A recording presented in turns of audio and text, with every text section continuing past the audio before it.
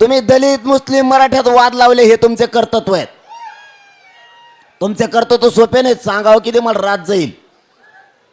कारण मी तेवढा निबार आहे तुमच्या तोडीस तोड. आणि शिव्यानं सांगतो तुम्हाला, तुम्ही जर आमच्या आई बहिणीला हाणलं नसतं तर आम्ही तुम्हाला बोललोच नसतो. तेवढी सभ्यपणा आमच्यात आहे. तुम्ही काय सांगितलं हाणल्यावर? महे पोलीस आहेत, मह्या पोलिसालाच हाणलं म्हणून तुम्ही आमच्या अंतरवालीच्या मावल्यावर, त्यांच्यावर, माणसावर, बायावर हाफ मर्डरच्या केसेस केल्या. देवात हे करतो तो कोणाच्या पोटी येऊन ओरिजिनल पोटी जन्मलेला माणूस नाही करू शकत. ओरिजिनल पोटी आलेला माणूस हे ओरिजिनल कर्तव्य करणार की पोलिसांनी हाणलं नाही याला जेलात जाऊ द्या. तर ते म्हणते मया पोलिसाला हाणलं म्हणजे पोलिस होतोय का जनता आहे? तुझी जनता असली पाहिजे म्हणून ते घडलं होतं. त्याच्यानंतर कुठे शा दिल्या? तुम्ही आडमोठे चालले तर आपण आडमोठे चालवतो.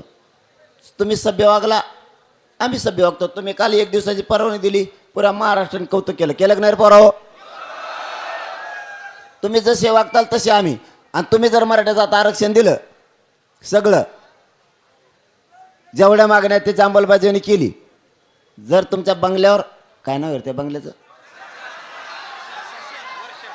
वर्षा का बंगला?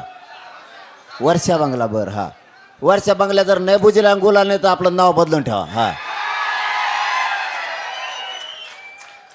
एकदम सोपं. पण तुम्ही मारामुरीच्या भानगडीत पडू नका. मारीन, धोपटीन, दादागिरी करीन पोराला, ते झालं एकदा. आता त्या भानगडीत पडूच नका. शाने असतं. आणि ते जे पोस्ट व्हायरल होते ना, ते चले चपाटे असते 4-2 पुढची आशा. आता राज्यपाल कोठ्यातून काही राहिलेत. मतदानावरचे विधान परिषद संपलेल्या आहेत. आता राज्यपाल कोठ्यातल्या. राज्यपाल कोठ्यातली तेवढीच संधी ती का हुकली, यांचं टंबरळच वाजलं. मग त्यांना माहिती आहे याला बोललं म्हणजे तेवढंच राज्यपाल कोठ्यातल्या देते. कारण विधान परिषदेच्या, विधानसभेच्या, स्थानिक स्वराज्यामधल्या विधान परिषद आता नाही आहेत. मग आता पुन्हा विधानसभा आता या हिवाळी अधिवेशनाच्या अगोदर ॲक्टिव्ह होईल.